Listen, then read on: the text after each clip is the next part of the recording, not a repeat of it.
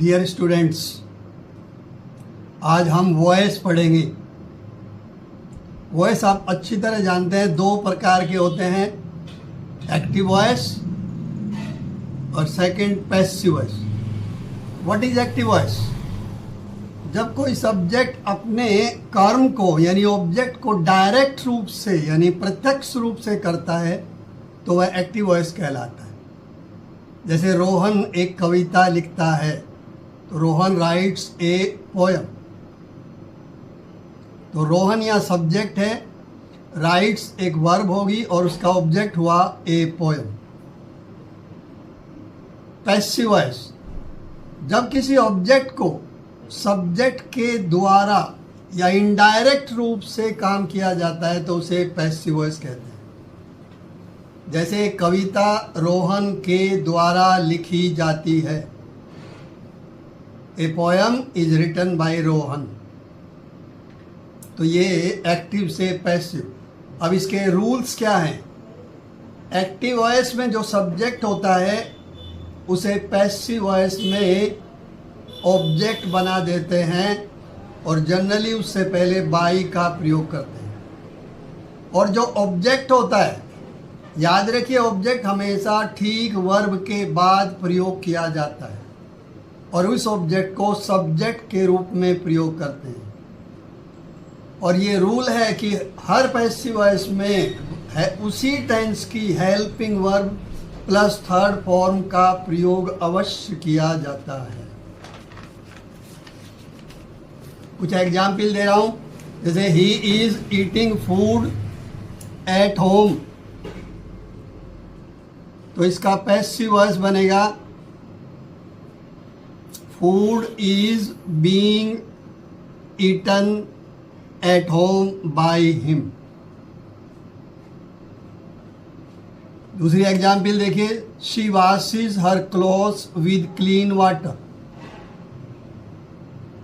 तो यहाँ she subject हो गया, वॉशेस वर्ब हो गई और आप वर्ब के बाद हर क्लोथ्स ऑब्जेक्ट हो गया और विद क्लीन वाटर ये कॉम्प्लीमेंट। तो इसका पैसिव वॉइस हो जाएगा her clothes are washed with clean water by her. यहाँ मैं आपकी सुविधा के लिए एक टेबल दे रहा हूँ कि सब्जेक्ट को ऑब्जेक्ट में और ऑब्जेक्ट को सब्जेक्ट में किस तरह से कन्वर्ट किया हुआ है। तो आप टेबल पढ़ सकते हैं, जैसे ही का हिम, शी का हर, इट का इट, दे का देम, यू का यू, आई का मी, वी का अस होता है। सब्जेक्ट हमेशा वर्ब से पूर्व यूज किया जाता है और ऑब्जेक्ट हमेशा वर्ब के तुरंत बाद प्रयोग किया जाता है। अब ये टेंस वाइज भी हैं, लेकिन इससे पहले कुछ इंपॉर्टेंट वर्ब्स हैं जिनके बाद कभी बाई का प्रयोग नहीं होता, बल्कि इनके सामने दिए गए प्रीपोजिशन का प्रयोग होता है। जैसे surprised, astonished, disappointed, distressed, displeased, alarmed, shocked, vexed. इनके बाद हमेशा एट का प्रयोग करेंगे, बाई का नहीं। Next, pleased, satisfied, disgusted, charmed, throned, lined. इनके बाद हमेशा विद का प्रयोग करेंगे। Third, next, known, obliged. इनके बाद हमेशा टू का यूज होगा। Next point, interested, contained.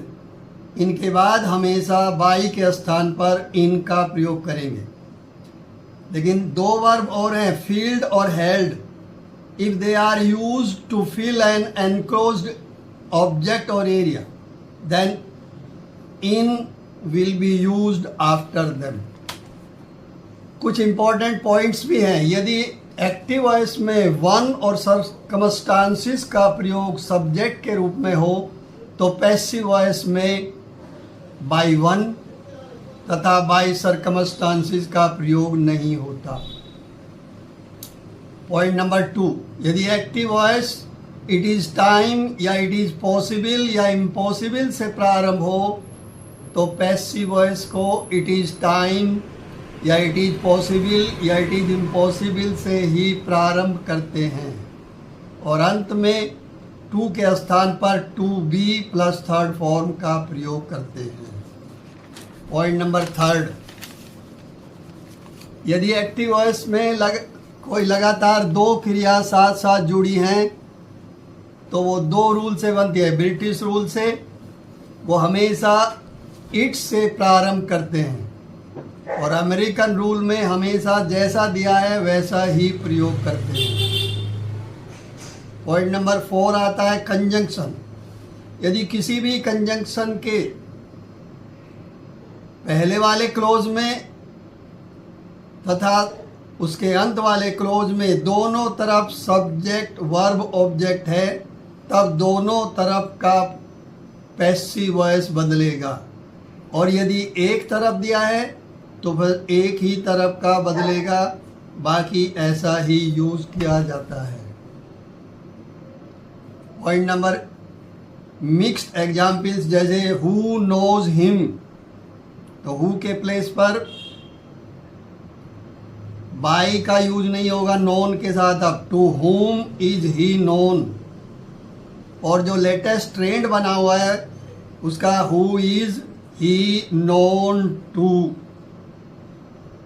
और whom is he known to. तो इस तरह से ये कुछ एग्जाम्पल्स हैं और आपके लिए एक्सरसाइज भी इसमें दी है, आप इन्हीं का फॉलो करिए। और आपको पता ही है कि ये टेंस वाइज ही यूज़ किए जाते हैं, जो मैंने यहाँ जो है डिस्क्राइब भी कर दिए। थैंक यू डियर, आप इसको अच्छी तरह करिए, लेकिन करने के बाद लाइक ज़रूर करिए, सब्सक्राइब करिए और कमेंट करिए। यदि आपको कोई प्रॉब्लम है तो कमेंट भेजिए, मैं आपको उसका सॉल्यूशन दूंगा। Thank you all.